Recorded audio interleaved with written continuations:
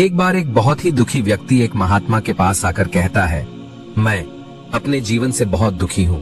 मैं अपनी बीवी, बच्चों और अपने परिवार को भी खुश नहीं रख सकता। मैं अपने लिए भी कुछ नहीं कर पा रहा। कभी कभी तो मुझे अपनी जिंदगी को खत्म कर देने के भी ख्याल आते हैं। आप इतनी साधनाएं करते हैं, इतनी तपस्या करते हैं, क्या आप मुझे कोई ऐसा मार्ग बता सकते हैं जिससे मैं अपने बुरे वक्त से बाहर आ सकूं? मेरा बहुत बुरा समय चल रहा है। 2 वक्त की रोटी का इंतजाम करना भी मेरे लिए बहुत मुश्किल हो गया है। अब आप ही बताएं कि मैं ऐसे वक्त में मैं जिंदा रहूं तो कैसे रहूं, कैसे अपने परिवार को खुश रखूं? कृपया करके कोई साधारण सा तरीका बताने की कृपा करें ताकि मैं आसानी से समझ सकूं, क्योंकि मैं बहुत पढ़ा लिखा नहीं हूं। अगर आप बड़ी से बड़ी ज्ञान की बातें करेंगे तो शायद मैं कभी समझ भी नहीं पाऊंगा। ये सुनकर महात्मा ने मुस्कुराते हुए कहा कि तुम एक काम कर सकते हो। फिर महात्मा ने सामने की ओर इशारा करते हुए कहा कि उस ऊंची पहाड़ी पर एक मंदिर है और उस मंदिर के पास चींटियों का एक घर है जहां पर हजारों चींटियां रहती है। तुम्हें सुनने में बड़ा अजीब लगेगा, लेकिन वो चींटियां उस मंदिर की जमीन को खराब कर देती है, उस मिट्टी की उपजाऊ शक्ति को खत्म कर देती है, जिसके कारण वहां पर कोई भी पेड़ या कोई भी घास पनप नहीं पाती है। तुम मेरा एक काम करो, उसके बाद मैं तुम्हें तुम्हारे सवालों के जवाब दूंगा। तुम 7 दिन तक रोज उस पहाड़ी पर जाओ और उस चींटियों के घर को तहस नहस कर दो, उसको तोड़ दो। जब भी तुम्हें कोई चींटियों का घर दिखे मंदिर के आसपास तो उसे वहीं पर तहस नहस कर देना। लेकिन याद रहे, घर को तोड़ने में कोई भी चींटी मरनी नहीं चाहिए। इस बात को समझने का प्रयास करते हुए वो युवक वहां से चला गया। शायद उसको कुछ समझ में नहीं आया था कि महात्मा जी ऐसा क्यों करवा रहे हैं। तो वो उन चींटियों पर अन्याय कर रहे हैं, उनका घर तोड़वा रहे हैं, उन्हें नुकसान पहुंचा रहे हैं। आखिर कौन महात्मा ऐसा करेगा? लेकिन फिर भी उस महात्मा की बात मानते हुए वो अगले दिन से ही पहाड़ी पर जाना शुरू कर देता है। जब वो पहले दिन पहाड़ी पर पहुंचता है तो देखता है कि बहुत सारी चींटियां अपना खाना जुटाने में लगी हुई है। सारी चींटियां कतार से चल रही है और अनाज के छोटे छोटे कण उठाकर अपने घर में जमा करती जा रही है। ये देखकर पहले तो उस युवक का मन कमजोर पड़ गया। उसने सोचा कि ये इतनी मेहनत करके अपना घर भर रही है और मैं इनके घर को तबाह कर दूंगा तो इनको कितना बुरा लगेगा। लेकिन फिर उसने उस महात्मा की बात याद करते हुए उस घर को तोड़ना शुरू कर दिया। जल्द ही चींटियों में हाहाकार मच गया। वो इधर उधर दौड़ने लगी। अभी तक जो कतार से चल रही थी अब वो बिखर गई और इधर उधर अपनी जान बचाने के लिए भागने लगी। थोड़ी देर में घर टूट गया और सारी चींटियां इधर उधर छुपने के लिए भाग चुकी थीं। ये करने के बाद वो युवक दुखी मन से वापस अपने घर पर लौट आया। उसका मन परेशान था, दुखी था, पश्चाताप से भरा हुआ था। फिर उसने अपने बिस्तर पर रात में लेटे लेटे ही सोचा कि अब तो उन चींटियों का घर तबाह हो चुका है, अब वहां वापस जाने का क्या फायदा होगा, क्योंकि चींटियों का घर तहस नहस करने के लिए महात्मा जी ने कहा था, जो मैं कर चुका हूँ। लेकिन फिर कुछ सोचकर अगले दिन उसने फिर से जाने का निश्चय किया और अगले दिन सुबह सुबह उठकर वो वापस उसी पहाड़ी पर पहुंच जाता है। पहाड़ी पर पहुंचकर वो उसी जगह पर पहुंचता है जहां पिछले सुबह उसने उस घर को तहस नहस कर दिया था। लेकिन वो ये देखकर चौंक जाता है कि उन चींटियों ने फिर से अपना घर उसी जगह पर बना लिया था और अब वो फिर से अपने घर के लिए सामान इकट्ठा करने में जुटी हुई थी। उस आदमी को देखकर लगा कि ये चींटियां कितनी मूर्ख है। इनको पता है कि कल ही इनका घर इसी जगह पर तबाह किया गया था और उसी जगह पर उन्होंने अपना नया घर भी बना लिया। और ये सोचकर वो आदमी हंसने लगा। लेकिन फिर से महात्मा की बात याद करते हुए उसने उन चींटियों का घर फिर से तबाह करना शुरू कर दिया। फिर से उन चींटियों में हलचल मच गई और थोड़ी देर में वो चींटियां इधर उधर अपनी जान बचाने के लिए भागने लगी। कुछ ही देर में उनका घर फिर से नष्ट हो गया और वो युवक थोड़ा संतोष के भाव से कि इस बार तो मैं अच्छी तरह से उस घर को तबाह कर दिया है, अब तो वो चींटियां यहाँ पर अपना घर बना ही नहीं पाएंगी। इसीलिए जाने से पहले उसने उस घर पर ठंडा पानी भी डाल दिया ताकि चींटियां वहां पर अपना घर न बना सके। और इस तरह अपना कर्म पूरा करके वो युवक फिर से अपने घर लौट आया। आज रात में सोते वक्त फिर से वो युवक यही सोच रहा था कि क्या महात्मा ये सही काम करवा रहे हैं? क्या किसी का घर तबाह करना किसी सिद्ध पुरुष को शोभा देता है? क्या हो अगर वो महात्मा सिद्ध पुरुष हो ही ना, क्या होगा अगर वो मुझे बेवकूफ बना रहे हो? लेकिन फिर उसने निश्चय किया कि मैं अपने काम को पहले पूरा कर लेता हूँ। उसके बाद ही पता चलेगा कि महात्मा मुझे से ऐसा क्यों करवा रहे थे, और यही सोचकर वो रात में सो जाता है। अगले दिन सुबह उठकर वो फिर से उसी पहाड़ी की ओर निकल जाता है। पहाड़ी पर पहुंचकर वो उसी जगह पर पहुंचता है जहां पर उसने उनके घर को तबाह कर दिया था, और वो ये देखकर खुश हो जाता है कि वहां पर कोई भी घर नहीं था। सारी चींटियां वहां से भाग चुकी थी। अब उसने सोचा कि अब मेरा रोज रोज आने का क्या फायदा होगा, क्योंकि चींटियां तो अपना घर बदल चुकी है, और महात्मा जी ने मुझे 7 दिन आने के बाद कहा था, लेकिन आज तो तीसरा ही दिन है। अब बाकी 4 दिन वापस आने का क्या फायदा होगा। और यही सोचकर उसने निश्चय किया कि यहाँ से वो सीधा उसी महात्मा के पास जाएगा और उनको ये सारी खबर बता देगा। जब वो वापस मुड़कर उस पहाड़ी से उस महात्मा की कुटिया की तरफ जाने लगा, तभी अचानक उसकी नजर एक और घर पर पड़ी जो कि चींटियों का ही बनाया हुआ था। मतलब कि वो घर चींटियों ने ही बनाया था, और अब वो चींटियां नए घर में वास कर चुकी थी। ये नया घर उनके पुराने घर से थोड़ी ही दूरी पर था, और जब उसी युवक की नजर उस घर पर पड़ी तो उसने सोचा कि शायद महात्मा को पता था कि ये चींटियां अपना घर यहाँ से बदलकर किसी दूसरी जगह पर बना लेगी, इसीलिए उन्होंने मुझे 7 दिन आने के बाद कहा था। और ये विचार करके वो उनका नया घर भी तोड़ने के लिए पहुंच जाता है।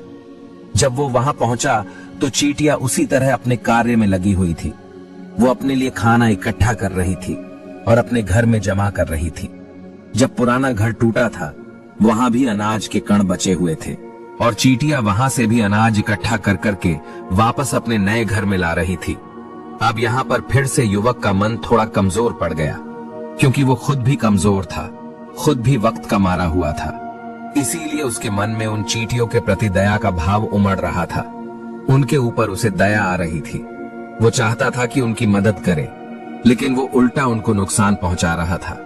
लेकिन उस महात्मा की बात को याद करते हुए उसने फिर से उस घर को तोड़ने का निश्चय किया, और उसने इस बार बड़ी ही सावधानी के साथ बिना किसी चींटी को कोई नुकसान पहुंचाए वो घर तबाह करना शुरू कर दिया। वक्त थोड़ा ज्यादा लगा, क्योंकि किसी भी चींटी को नुकसान न पहुंचने की शर्त महात्मा ने पहले ही रखी थी।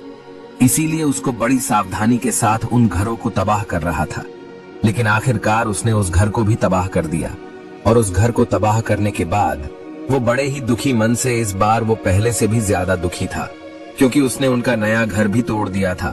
वो उन चींटियों को बसने ही नहीं दे रहा था, और वो अब अपने आप को शैतान या दानव समझने लगा था। लेकिन फिर भी उस महात्मा की बात को मानते हुए वो अपने घर पर दुखी मन से वापस आ गया।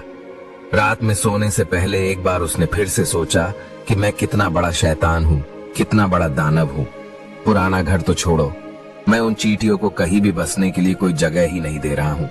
वो चींटियां मेरे बारे में क्या सोचती होगी? वो कितना बड़ा दानव होगा उस परमात्मा को जो मेरे द्वारा ये काम करवा रहा है। लेकिन फिर भी उसने अगले दिन जाने का निश्चय किया, और अगले दिन सुबह सुबह वो फिर से वहां पर पहुंच गया। वो ये देखकर फिर से आश्चर्यचकित रह जाता है कि इस बार चींटियों ने एक और नई जगह पर अपना घर बना लिया था। वो तो पहले से भी ज्यादा ऊर्जा के साथ काम कर रही थी, और उन्होंने एक रात में पहले से भी बड़ा घर बना लिया था, और अब वो फिर से अपना अनाज और खाना इकट्ठा करने में जुटी हुई थी। ये देखकर उस आदमी को लगा कि ये चींटियां किस मिट्टी की बनी हुई है। मैं उनको बार बार यहाँ से भगाने की कोशिश कर रहा हूँ, और ये वहीं पर अपना घर बना लेती है। क्या इनको पता नहीं है कि मैं यहाँ पर कभी भी बसने नहीं दूंगा? ये चींटी है, दिखने में इतनी छोटी है, लेकिन फिर भी ये मुझसे हार नहीं मान रही है। बड़ी ताज्जुब की बात है। और इस बार उसने गुस्से में उस घर को तहस नहस करना शुरू कर दिया। लेकिन इस बार तहस नहस करते हुए कुछ चींटियां वहीं पर मर गई, उसके पैरों तले कुचल दी गई। कुचलने के बाद जब वो अपने अहंकार से बाहर आया तो उसने देखा कि गुस्से में उसने उन चींटियों को कितना क्षति पहुंचा दी है। उसका मन पश्चाताप से भर गया, और वो रोता हुआ अपने घर की तरफ बढ़ गया। रात में सोते वक्त उसने सोचा कि मैं उन चींटियों पर बहुत ज्यादा अत्याचार कर रहा हूँ, अब इससे ज्यादा अत्याचार मैं नहीं कर पाऊंगा। और यही सोचकर वो अगले दिन उन चींटियों के लिए अपने घर से थोड़ा आटा लेकर उसी पहाड़ी पर पहुंच जाता है। आज उसके मन में उन चींटियों के प्रति श्रद्धा का भाव था, दया का भाव था। आज वो उनकी मदद करना चाहता था, और जब वो वहां पर पहुंचा तो चींटियां फिर से अपने नए घर को बनाने में जुटी हुई थी। उसने बड़े ही करुणा के साथ उन चींटियों को अपना लाया हुआ आटा खिलाया। अगले 7 दिनों तक वो ऐसा ही करता रहा। वो रोज सुबह जाता, उन चींटियों को अपने हाथों से आटा खिलाता। 7 दिन के बाद वो युवक उस महात्मा के पास पहुंचकर हाथ जोड़कर बोलता है कि हे महात्मा जी, मुझे माफ कर देना। मैंने उन चींटियों का घर तबाह करने के लिए बहुत कोशिश की। मैंने उनका घर तबाह किया भी। 1 बार नहीं 4 बार मैंने उनका घर तोड़ा। उसके बाद मैं हिम्मत नहीं कर पाया, उनके घर को नहीं तोड़ पाया। मैं समझ सकता हूँ कि मैं आपका काम पूरा नहीं किया और इसके बदले आप मुझे तरीका भी नहीं बताएंगे जो कि मुझे मेरे बुरे समय से बाहर निकाल सकता है, लेकिन मुझे इसका कोई परवाह नहीं है। मुझे लगता है कि मैंने जो किया वो सही किया, इसीलिए मैं आपसे आज्ञा लेकर वापस जा रहा हूँ। कृपया मुझे वापस अपने घर जाने की आज्ञा दीजिए। ये सुनकर महात्मा ने मुस्कुराते हुए कहा कि अरे बेटा, कहाँ चल दिए? रुको तो सही, जलपान तो कर लो, थोड़ी देर ठहर जाओ, उसके बाद चले जाना। और ये कहकर वो महात्मा उस युवक के लिए पानी लेकर आते हैं। पानी पिलाने के बाद महात्मा उस युवक से पूछते हैं कि तुम मुझे ये बताओ कि आखिर तुम उन चींटियों का घर तबाह क्यों नहीं कर सके? वो चींटियां तो छोटी है और तुम इतने विशालकाय हो, फिर भी तुम उन छोटी छोटी चींटियों का घर तबाह नहीं कर पाए। कहाँ है तुम्हारी शक्ति, तुम्हारा बाहुबल? इसका जवाब देते हुए उस युवक ने कहा कि हे महात्मा, मैंने उन चींटियों का घर तबाह कर दिया था, बार बार किया था। एक बार तो अपने गुस्से में उन चींटियों को भी हानि पहुंचा दी थी, लेकिन जिस दिन मैंने उनको हानि पहुंचाई उसी दिन मुझे लगा कि मैं उनको क्यों हानि पहुंचा रहा हूं, क्यों इनको इतनी तकलीफ दे रहा हूं, और उसी दिन से मैंने उनको क्षति पहुंचाने की वजह, नुकसान पहुंचाने की वजह उनकी सहायता करनी शुरू कर दी। ये सुनकर उस महात्मा ने कहा कि ये ही तो सीखने की बात है। एक छोटी सी चींटी हमें जीवन का संदेश दे जाती है। मैंने तुम्हें उन चींटियों का घर तबाह करने के लिए नहीं भेजा था, मैंने तुम्हें भेजा था ताकि तुम उन चींटियों से कुछ सीख ले सको। तुम्हें क्या सीख मिली? उन चींटियों से क्या मुझे बता सकते हो? ये सुनकर उस युवक ने पूरी कहानी बयां कर दी। पूरी कहानी सुनने के बाद महात्मा ने मुस्कुराते हुए कहा कि बेटा, पहली सीख जो इन चींटियों से ले सकते हैं वो ये थी कि तुमने कितनी ही बार उनके घर को तोड़ने की कोशिश की, कितनी ही बार प्रयास किया कि उनके घर तबाह हो जाए, लेकिन वो हर बार अपना नया घर बना लेती थी। उन्होंने कभी भी हार नहीं मानी। अगर वो हार मान लेती तो वो चींटियां तुम्हें वहां पर नहीं मिलती। जीवन कार्यशीलता का नाम है, लेकिन हम मनुष्य 1-2 बार हार मिलने पर ही टूट जाते हैं, हताश हो जाते हैं और फिर जीवन में प्रयास ही नहीं करते। और कुछ लोग तो अपनी जिंदगी को खत्म करने को उतारू हो जाते हैं। लेकिन जानवरों में तुमने एक बात देखी होगी कि वो अपना जीवन खुद से कभी खत्म कर ही नहीं सकते हैं। तुमने कभी नहीं सुना होगा कि किसी जानवर ने आत्महत्या कर ली, चाहे वो जानवर कितना भी भूखा क्यों ना हो, कितना ही दुखी क्यों ना हो, लेकिन वो अपने जीवन के लिए हमेशा संघर्ष करता रहता है। लेकिन वहीं दूसरी तरफ हम मनुष्य 1-2 बार हताश होने पर ही अपना जीवन खत्म कर लेते हैं। जीवन तो कर्मशीलता है, कर्म करने का नाम है। जीवन और मृत्यु आखिरी विश्राम है, परम विश्राम है। इसीलिए मृत्यु से पहले कर्म करना कभी मत छोड़ना, क्योंकि मृत्यु के बाद तो तुम परम विश्राम में चले ही जाओगे। तो उससे पहले कर्म करना क्यों छोड़ रहे हो? क्यों हताश हो रहे हो? अगर तुम्हारा एक घर टूट गया है तो दूसरा घर बनाने का प्रयास करो, कोशिश करो, और कोशिश करने वालों की कभी हार नहीं होती। ये तुम उन चींटियों से देख चुके हो। देखने में तुमसे कितनी छोटी है वो चींटियां और तुम इतने बड़े हो, लेकिन उनका मन तुम्हारा मन से इतना बड़ा है, इतना विशाल है, इतना दृढ़ संकल्प है कि इतनी बार घर टूटने पर भी उन चींटियों ने कभी हार नहीं मानी। दूसरी सीख ये है कि जब भी हमारे ऊपर बुरा समय आता है, हमें लगता है कि ये समय कभी नहीं जाएगा, ये समय मेरे जीवन को बर्बाद कर देगा, मुझे कभी नहीं जीने देगा। और अपने इन्हीं ख्यालों से, अपने इन्हीं विचारों से, जिसका असलियत में कोई भी अस्तित्व नहीं है, वो सिर्फ विचार है, और वही विचार हमारे मन को दुखी कर देती है, और इसीलिए हम प्रयास करना भी छोड़ देते हैं। लेकिन तुम खुद सोचो कि बार बार प्रकृति हमें क्षति पहुंचाएगी, नुकसान पहुंचाएगी, लेकिन कब तक पहुंचाएगी?